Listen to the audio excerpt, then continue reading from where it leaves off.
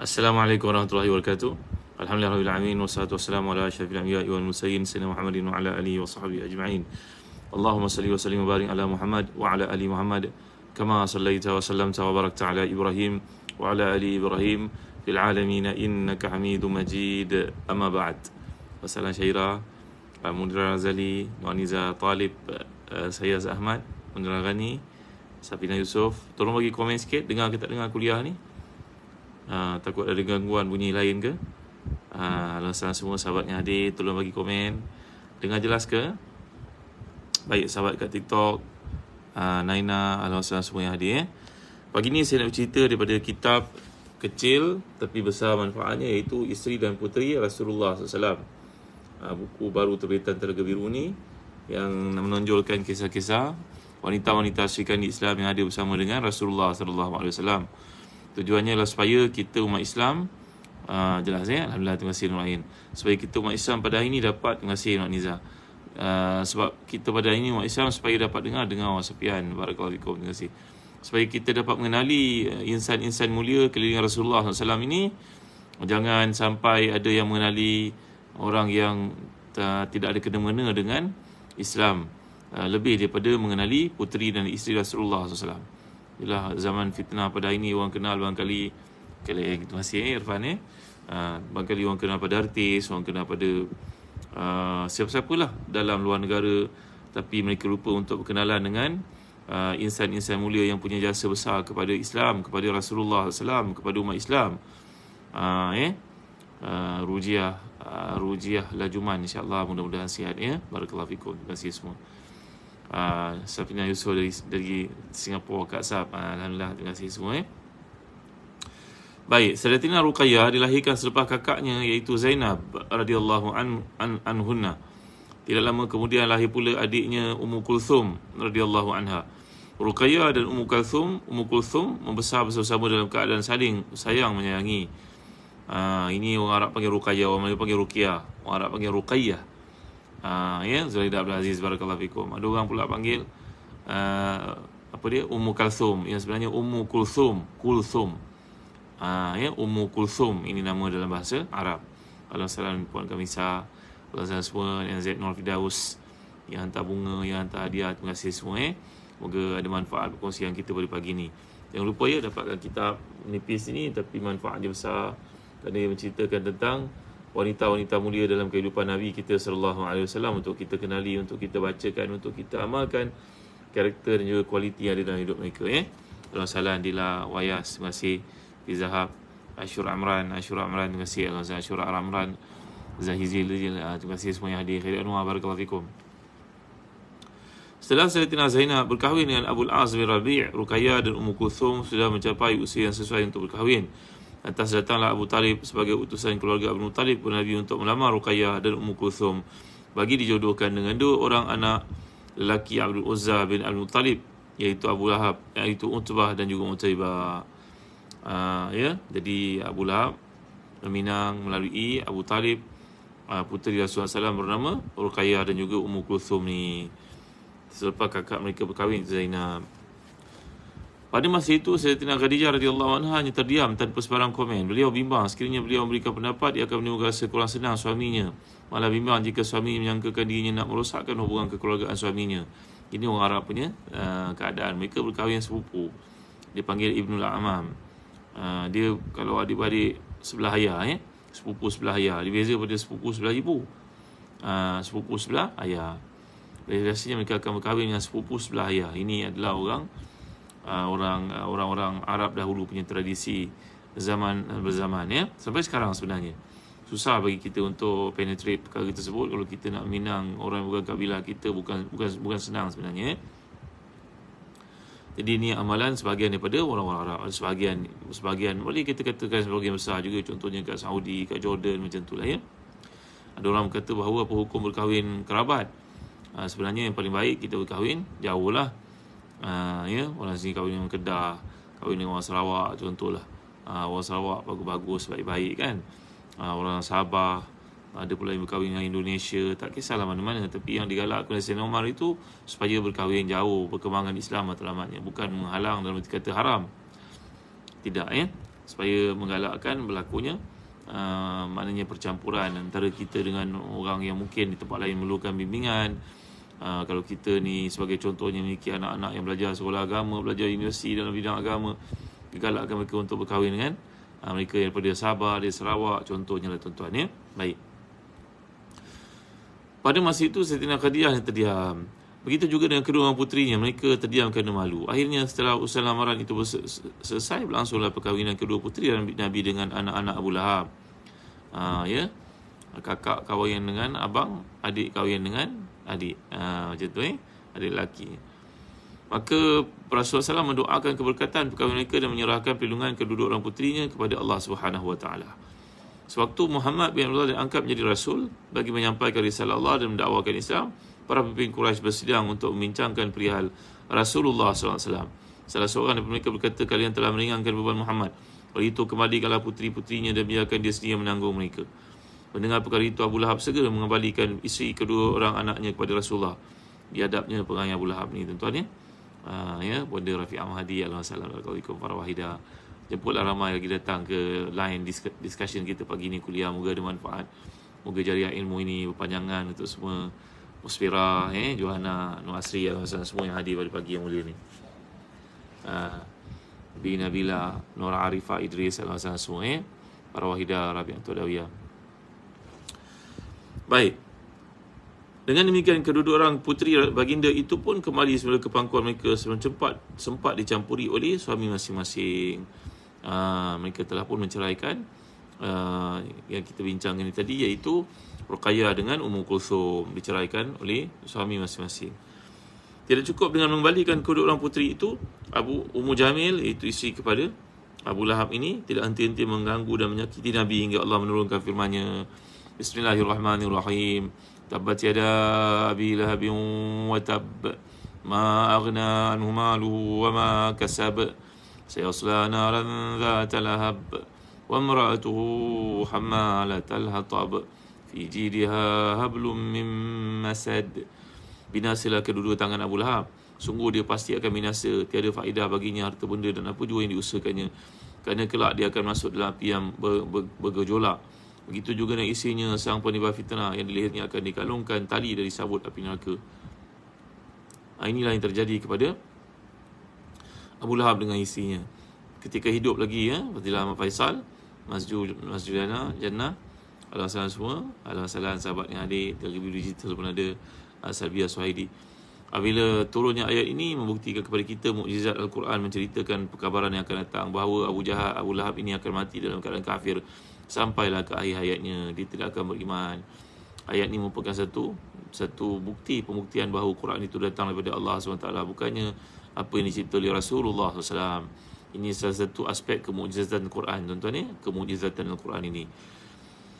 Jadi segala cubaan yang dihadapi oleh keluarga Nabi dalam menegakkan Islam tidak membuatkan mereka lemah, bahkan menambahkan lagi keteguhan hati mereka. Baginda telah mengingatkan isinya yang setia seawal kenabiannya, wahai Khadijah, waktu tidur dan istirahat telah berlalu. Ini adalah orang yang sentiasa ikut Rasulullah SAW. Mereka akan melalui cabar hidupmu. Jangan hidupmu terlalu comfortable, complacent. Ini yang terjadi kepada anak-anak muda kita pada ini, amat menyedihkan. Mereka belajar, tapi mereka tidak mahu berusaha bekerja, beraya maju, tak mahu, nak kerja relax saja dalam aircon, pakai coat, pakai tie.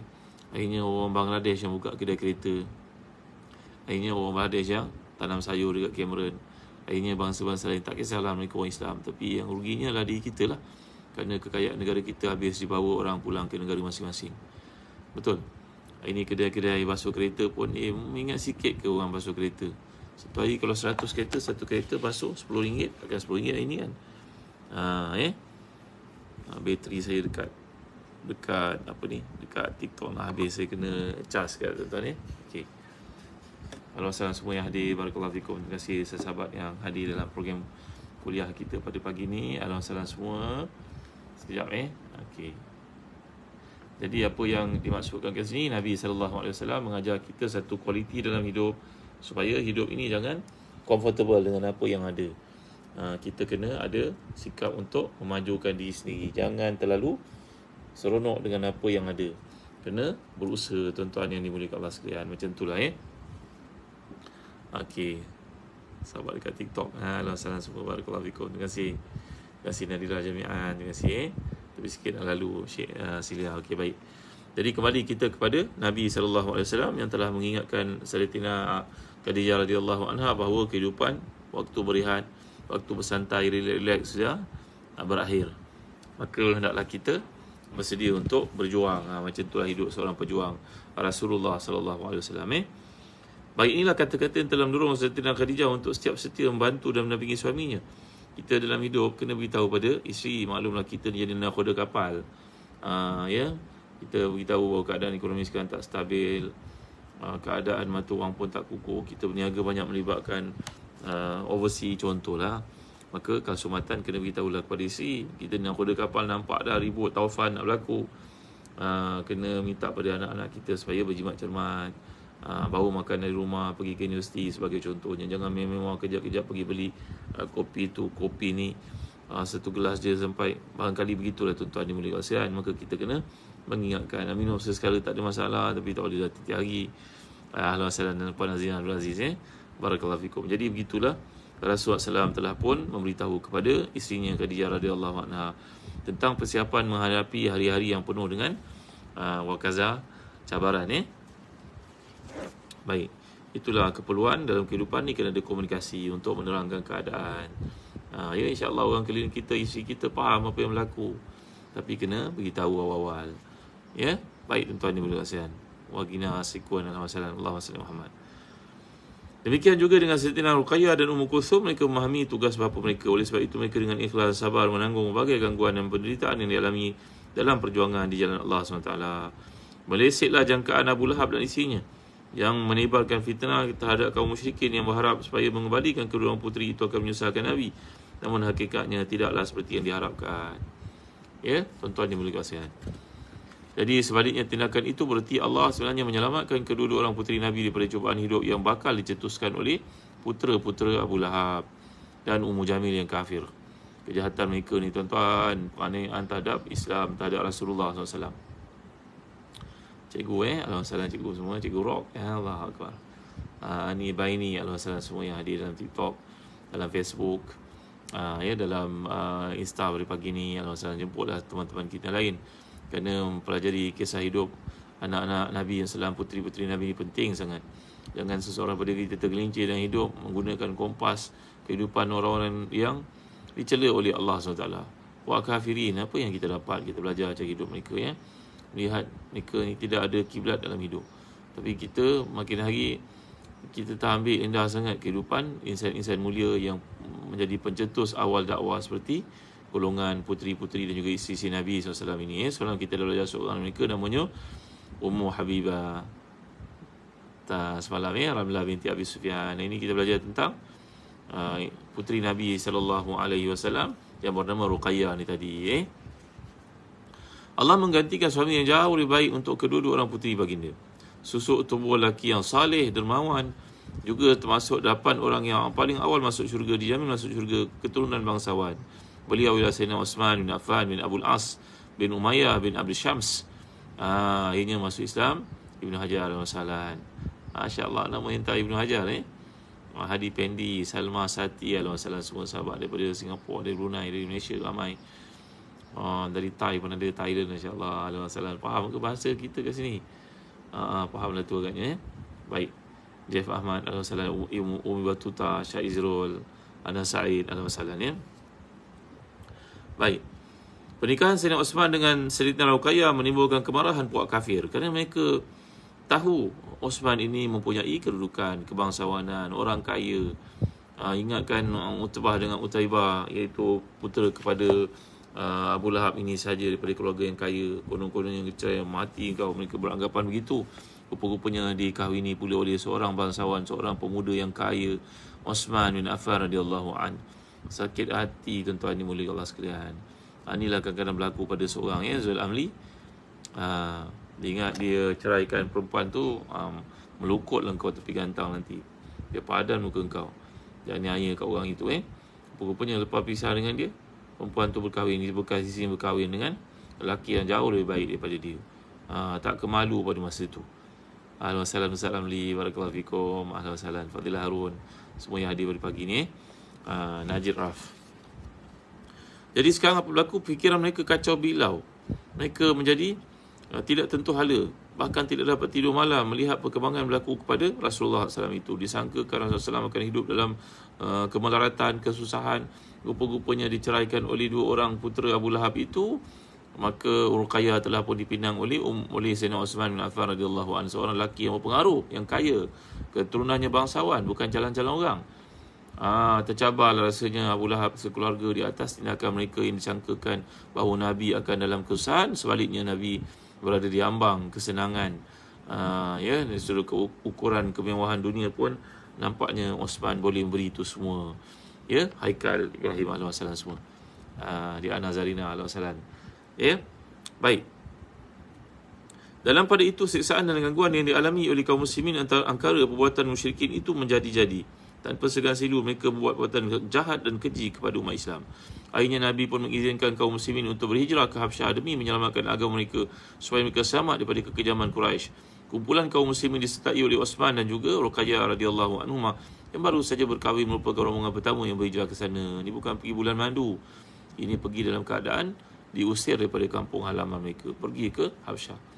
Kalau kita bayangkan Sayyidina Uthman dengan Ruqayyah baru berkahwin, ingatkan pergi bulan madu, tak, perjalanan pada situ sangat menguji. Saya ada cerita pada tuan-tuan semalam dan sebelum ni bagaimana rombongan musyrikin Quraisy datang untuk menyakiti mereka, minta kepada Raja Najasyi supaya memulangkan golongan Islam dan hidupkan negara orang dalam keadaan serba kekurangan, tuan-tuan.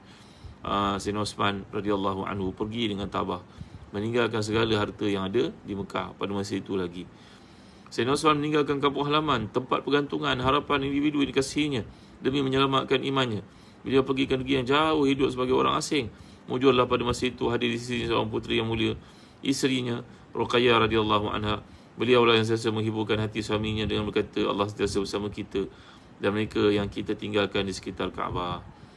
Tengok isteri yang salihah ni, muslihah, duduk untuk memberikan semangat kepada suami. Kadang bagus juga tengok kata-kata motivasi yang dibuat oleh orang barat. Kita ni para suami keluar rumah, macam-macam cabaran di luar rumah, kerja, kadang-kadang tak semua benda yang kita terima di luar, impact dia kita boleh sampaikan kepada isteri kita. Cushion tu tak cukup tebal kadang-kadang. Takut kita nak cerita pada isteri, kan isteri ni duduk rumah jaga anak-anak. Kadang-kadang kita takut nak cerita apa masalah yang berlaku di luar.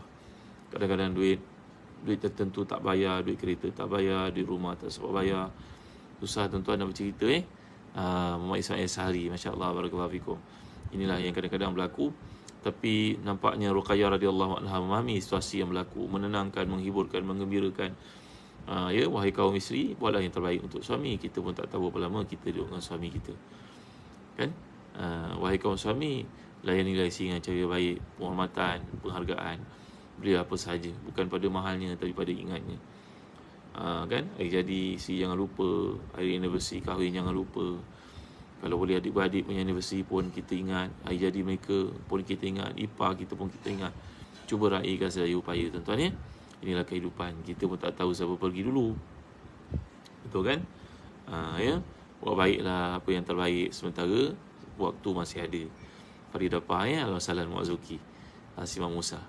Nanti bila dah berlalu, seorang pergi, barulah perasaan banyaknya hak dia yang tidak ditunaikan, banyaknya kebaikan dia yang tidak dibalas, tak sempat dibalas. Pergilah kat kubur, berceritalah kat kubur macam puak kafirin. Kan tuan-tuan? Sebenarnya waktu semua dah berlalu, kena dengar pun apa yang kita cakap tu. Jadi tuan-tuan rahmati dan dikasihi sekalian, kedatangan golongan muhajirin awalin yang pertama ke bumi Habsyah itu disambut baik oleh raja yang sangat baik itu, yang adil itu. Saya dah cerita kepada tuan-tuan semalam tentang perhijrahan berlaku ke Habsyah, kerana Habsyah negara yang mewah, yang kaya. Rajanya pula seorang yang adil, menerima kedatangan orang ke negaranya tanpa ada perasaan prejudis. Dibantu apa diberi kepada rakyat je, itu diberi juga kepada pelarian. Ni zaman dahulu, kerana pelarian ni orang yang baik-baik. Zaman kita ni pelarian ni selalu ambil kesempatan ke tempat kita, tak mau ikut undang-undang dan sebagainya. Ini tak betul lah tuan-tuan. Baik, namun demikian kaum kafir Quraisy masih tidak berdiam diri. Mereka melancarkan tipu daya dengan menghasut Raja Najasyi supaya mengusir kaum muslimin di tanah Habsyah. dan menyampaikan khabar kepada kaum Muhajirin yang masih tinggal di Mekah bahawa Muhajirin di Habsyah diperlakukan dengan kasar dan juga diseksa. Zaman dulu mana ada telekomunikasi macam sekarang. Mereka telah pun dilayan dengan baik, tapi puak musyrikin ni mengada-ngada dengan cerita bahawa mereka dizalimi, ditekan, ditindas. Saja nak timbulkan rasa ketakutan pada kaum muslimin supaya jangan berhijrah lagi ke Habsyah. Selang beberapa ketika mereka mendengar tentang wujudnya permusuhan terang-terangan berlaku antara Nabi beserta para sahabat yang tidak turut berhijrah ke Habsyah dengan kaum musyrikin Quraisy. Selain itu mereka juga mendengar bahawa Sayyidina Hamzah bin Abu Talib dan Sayyidina Umar bin Khattab telah masuk Islam. Dengan demikian, marhalah dakwah telah beralih menuju marhalah yang baru, sehingga ada segelintir mereka yang milih untuk pulang ke kampung halaman dan keluarga mereka di Mekah. Mereka dengar Islam telah pun disokong, dimasuki oleh Hamzah dengan Umar. Mereka mengatakan, wah, ini berita baik. Maka sebahagian mereka tanpa bertangguh-tangguh lagi Ustaz Mustafa Kamal, Al-Wasalan, sahabat saya pengetua daripada Sam Tanjung Karang, Muhammad Khairul Nizar, Al-Wasalan, Yunus Safwan, Tikarina, Aizan, Al-Wasalan semua Mimi, barakallahu fikum. Terima kasih semua yang hadir. Jadi apa yang berlaku? Mereka ada sebahagiannya yang mendengar cerita itu, mereka minta mereka kembali ke Mekah, padahal bukanlah seperti mereka sangkakan. Sayyidina Uthman bin Affan dan isterinya Ruqayyah termasuk dalam kalangan mereka yang mahu kembali ke Mekah. Akan tapi sebaik saja mereka menginjak kaki ke tanah kelahiran yang dirindui itu, mereka berhadapan dengan ancaman yang cukup keras semula. Bahkan mereka sehingga mendengar kaum musyrikin Quraisy tidak teragak-agak memberikan ancaman untuk membinasakan mereka. Akhirnya sebahagian mereka terpaksa minta perlindungan kepada Al-Walid bin Mughirah Al-Makhzumi dan juga Abu Talib bin Abdul Muttalib. Jadi Sayyidatina Ruqayyah radhiyallahu anha adalah antara orang yang paling besar menanggung beban. Di samping menerima gangguan dan ancaman itu, dalam kemelut itu ibunya Sayyidatina Khadijah radhiyallahu anha meninggal dunia. Namun demikian beliau tetap sabar dan ridha menerima qada Allah SWT. Sudah tentu semua itu banyak membentuk dirinya menjadi kepribadian mujahidah, wanita yang diserungi dengan kesabaran. Dalam keadaan sukar, tuan, jauh, harta tak ada, tiba-tiba ibu pula wafat, dan tekanan tidak berkurangan. Mereka sangkakan mereka akan dapat kerakyaan kerana masuk Islamnya Umar Khattab dengan Hamzah bin Al-Muttalib. Tapi tidak seperti itu, tuan-tuan dimuliakan sekalian. Assalamualaikum, Cik Baharudin, Ainul Hari, barakallahu fikum. Terima kasih. Assalamualaikum semua yang hadir Atif Fathiyah. Tidak lama kemudian mereka tinggal di Mekah. Rasulullah SAW dan kaum muslimin melaksanakan hijrah ke Madinah. Sayyidina Ruqayyah turut berangkat bersama suaminya menuju tempat hijrah yang baru itu. Di Madinah beliau telah melahirkan seorang anak yang diberi nama Abdullah. Ini cucu Nabi SAW. Anak lelaki Nabi sebelum itu pun ada nama Abdullah juga. Kan? Abang kepada Ruqayyah. Ruqayyah menamakan puteranya Abdullah. Kehadiran Abdullah ternyata mampu menghiburkannya, sekaligus melupakan segala penderitaan laluinya. Namun kegembiraan itu tidak berkekalan, kerana anak yang dikasihnya itu meninggal dunia dalam usia 6 tahun. Ya Allah, 6 tahun dah besar, tuan-tuan. Dah berlari, dah bercakap, dah bertanya. Allahu Akbar, ujian demi ujian. Hasbani Ahmad, Ahlan barakallahu fikum. Allah Akbar. Terima kasih semua. Joey Ika, sesahabat Maizan, Zahir, Syamsul Anwar, Sri Jingga, semua yang hadir kat TikTok, kat Insta, kat Facebook. Alhamdulillah semua kena sharing pada teman yang lain. Anak ni usia 6 tahun meninggal dunia. Allahu Akbar, la ilaha illallah, Muhammad Rasulullah. Subhanallah. Ibu meninggal, suami meninggal, ibu meninggal, anak lelaki meninggal, begitulah ya. Tambah memeritkan berbagai musibah dan pengalaman pahit yang menimpa kehidupannya bertubi-tubi hingga menyebabkan Sayyidatina Ruqayyah jatuh sakit.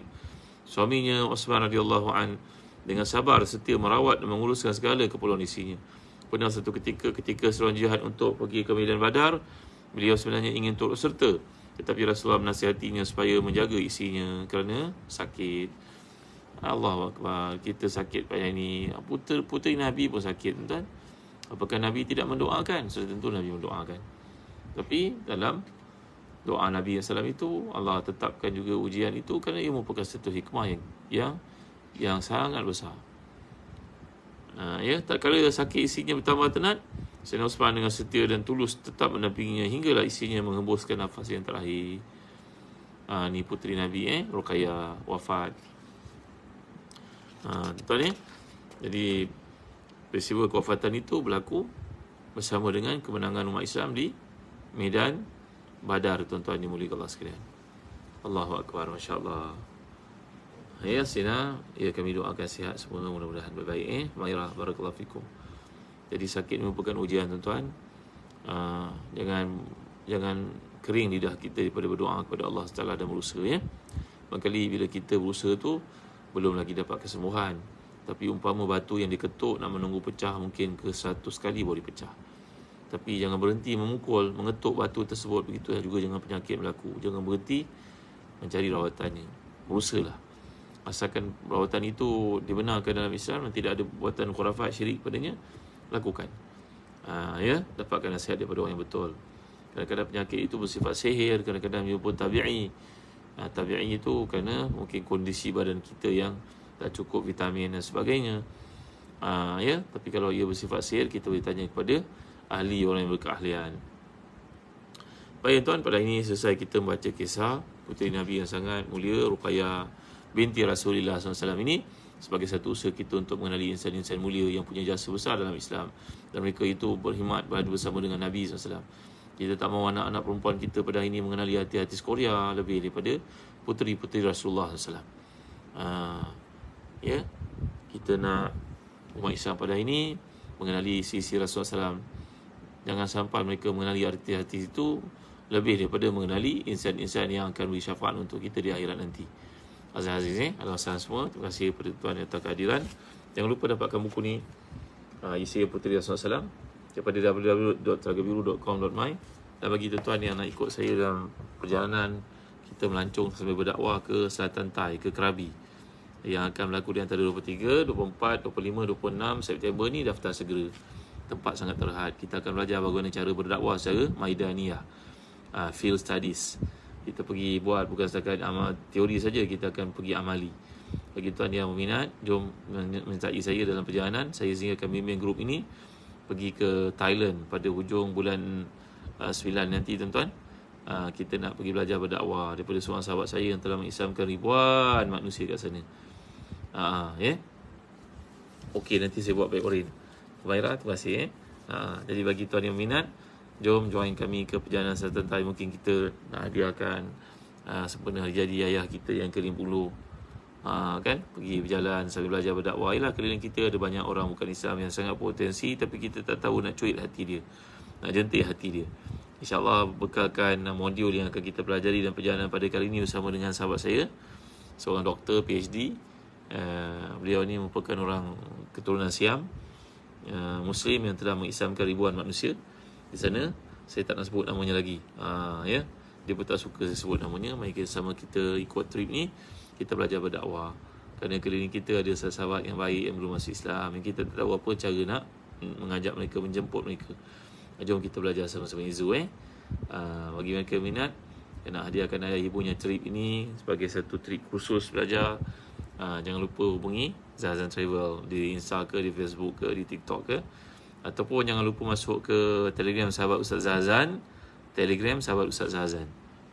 Masalah sial nanti boleh tengok kat situ, kat Telegram sahabat Ustaz Zazan tak bagaimana nak join kumpulan melancong sambil dakwah ni. Kita akan makan makanan enak-enak dekat Krabi.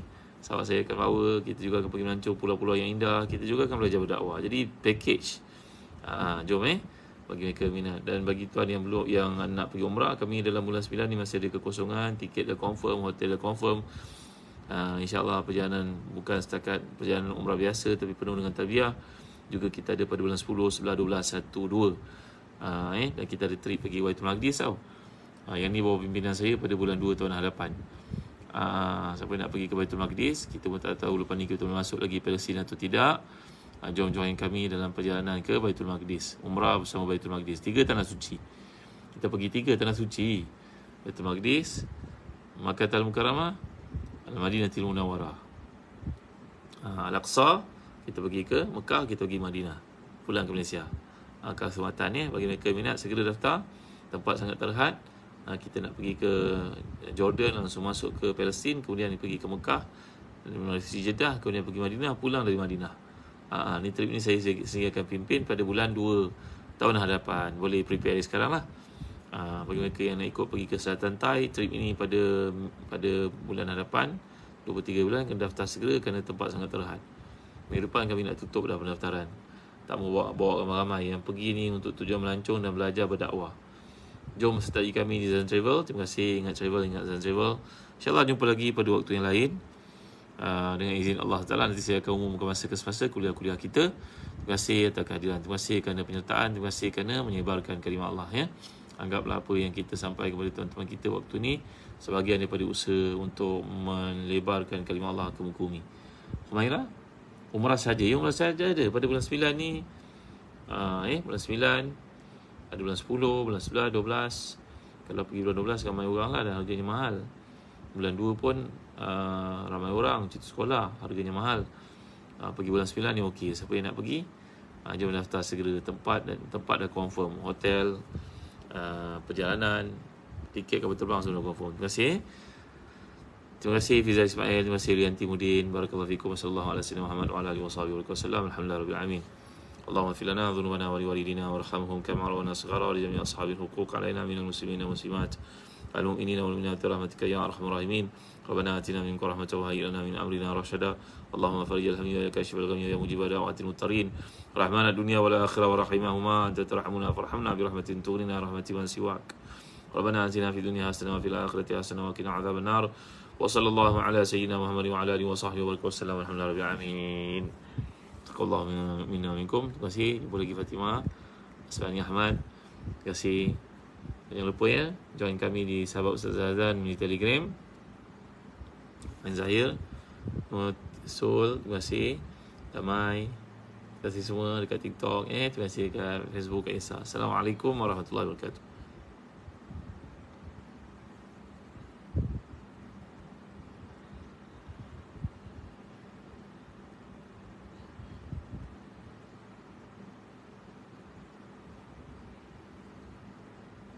Terima kasih Puan Kamisa Rashidi, terima kasih Umi Anis, terima kasih Fazila Faisal, terima kasih. Terima kasih Kak Lunor, terima kasih Rusin, terima kasih. Assalamualaikum warahmatullahi wabarakatuh.